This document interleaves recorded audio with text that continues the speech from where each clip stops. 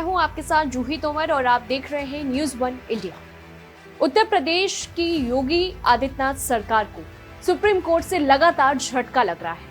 कभी bulldozer action पर सवाल खड़ा किया जा रहा है, कभी एफआईआर को सवालों के घेरों में ला दिया है। वहीं इलाहाबाद हाईकोर्ट के मदरसा एक्ट के फैसले को सुप्रीम कोर्ट से रद्द कर दिया गया। इस प्रकार के मामलों ने योगी सरकार के निर्णय पर सवालों को घेरे में ला दिया है। योगी सरकार के फैसले को लेकर सुप्रीम कोर्ट पहुंचने का सिलसिला तेज हो गया है। गैंगस्टर अनुराग दुबे मामले की सुनवाई के क्रम में सुप्रीम कोर्ट के रुख ने योगी सरकार की परेशानी बढ़ाई। कोर्ट ने सीधे तौर पर यूपी के डीजीपी को अनुराग दुबे की कोर्ट में उपस्थिति के क्रम में गिरफ्तारी जैसी स्थिति बनने पर कठोर कार्रवाई की चेतावनी दी। यूपी पुलिस को सुप्रीम कोर्ट की कड़ी फटकार झेलनी पड़ी।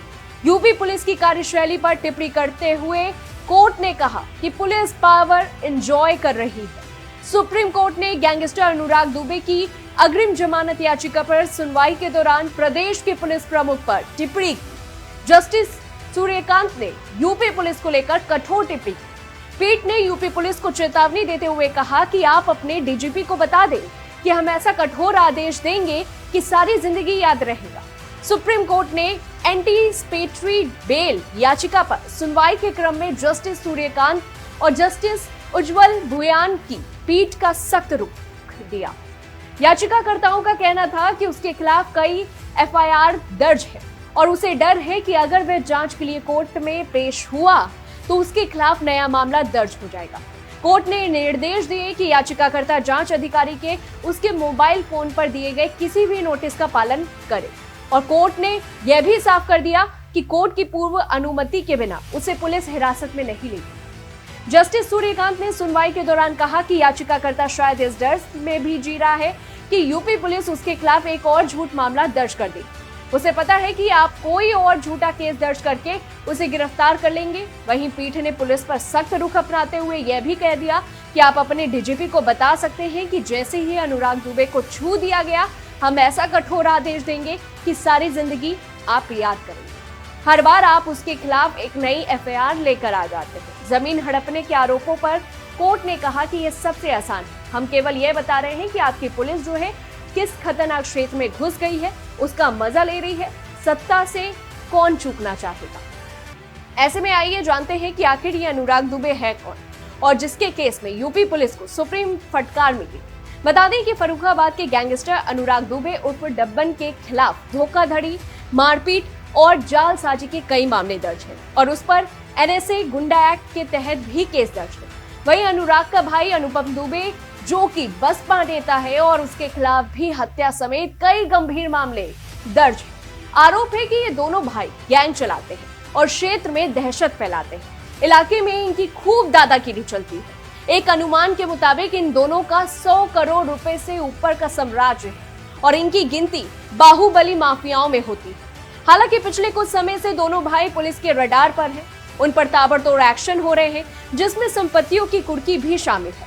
फिलहाल अनुपम दुबे मथुरा जेल में निरुद्ध हैं और वहीं उसका भाई अनुराग दुबे उर्फ डब्बन कई महीने से फरार चल रहा है। अलग अलग जिलों में उस पर 50 से अधिक मुकदमे दर्ज हैं। इन्हीं में से दर्ज एक मुकदमे में पुलिस अनुराग की तलाशी में जुटी हुई थी। जब उसका कहीं पता नहीं चला तो घर पर कुर्की का नोटिस चस्पा कर दिया, जिस पर अनुराग ने कोर्ट की शरण ली और अनुराग दुबे ने सुप्रीम कोर्ट में अग्रिम जमानत की याचिका लगाई और इसी याचिका की सुनवाई के दौरान सुप्रीम कोर्ट ने यूपी पुलिस को खूब खरी खोटी सुना दी। कोर्ट ने जहां भूमि हड़पने के मामले में अनुराग को अग्रिम जमानत दी तो वहीं पुलिस की कार्यशैली पर बेहद सख्त टिप्पणी की। 28 नवंबर को जब सुप्रीम कोर्ट में गैंगस्टर अनुराग दुबे की अग्रिम जमानत अर्जी पर सुनवाई हो रही थी तो न्यायमूर्ति सूर्यकांत और न्यायमूर्ति उज्जवल भुयान की पीठ इस पूरे मामले को देख रही थी। पीठ ने पाया कि याचिकाकर्ता के खिलाफ कई एफआईआर दर्ज है और उसे डर है कि अगर वह जांच के लिए कोर्ट में पेश हुए तो उसके खिलाफ एक और नया मामला दर्ज किया जाएगा।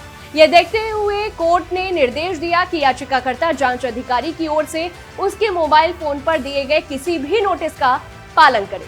कोर्ट ने यह भी साफ कर दिया कि अदालत की पूर्व अनुमति के बिना उसे पुलिस हिरासत में नहीं लिया जाएगा। इस पूरे मामले में आरोपी के वकील ने यह भी दावा कर दिया कि अनुराग दुबे हर बार पूछताछ के लिए उपस्थित होते हैं, लेकिन यूपी पुलिस ने सिर्फ पत्र के जरिए सम्मन भेजे और इस पर कोर्ट ने पुलिस से पूछा कि आज के जमाने में आप पत्र कैसे भेज रहे हैं, तो आरोपी को फोन करें और बताएं कि किस थाने में पेश होना है। इतने सारे पुलिस स्टेशन हैं कि आपको उसे यह भी बताना होगा कि इस बार रेड कारपेट कहां बिछाया है। आरोपी आज ही एसएचओ को फोन नंबर दे और फोन 24 घंटे चालू रहेगा। जांच अधिकारी आरोपी को मामले की जांच का समय, तारीख और स्थान बता सकता है। इसके अलावा आरोपी को नोटिस का जवाब देना होगा और जांच में शामिल होना होगा। वहीं सुप्रीम कोर्ट ने दो टूक कहा कि किसी भी परिस्थिति में याचिकाकर्ता को उसके खिलाफ चल रहे मामले या फिर किसी नए मामले में अदालत की पूर्व अनुमति के बिना गिरफ्तार नहीं किया जाए। कोर्ट ने आरोपी अनुराग दुबे की सुरक्षा सुनिश्चित करते हुए आदेश दिया कि पुलिस उसे नए मामलों में अदालत की अनुमति के बिना गिरफ्तार नहीं करेगी और साथ ही साथ आरोपी को जांच में सहयोग करने और नोटिस का जवाब देने के लिए निर्देशित किया। वहीं पुलिस की लापरवाही और असंवेदनशील रवैये पर सुप्रीम कोर्ट ने कहा कि आपके डीजीपी क्या कर रहे हैं। अगर आप रिपोर्ट दर्ज करेंगे तो हम ऐसा आदेश देंगे कि आपको याद रहेगा। आखिर एक आदमी पर कितने मुकदमे दर्ज करेंगे? जमीन खरीद का बिक्री अभिलेख है और आप जमीन हड़पने का दावा करते हैं। आपकी पुलिस किस खतरनाक क्षेत्र में प्रवेश कर रही है? आप पुलिस और सिविल कोर्ट की शक्ति को एक मान रहे हैं। बड़े आरोपों की जांच होनी चाहिए, लेकिन ऐसा भी नहीं कि समाज और कोई अपराधी नहीं है या गैंगस्टर नहीं, सबकी जांच होनी चाहिए। इस पूरी रिपोर्ट को लेकर के आपकी क्या कुछ राय है, कमेंट बॉक्स में बताएं और तब तक के लिए देखते रहिए न्यूज़ 1 इंडिया।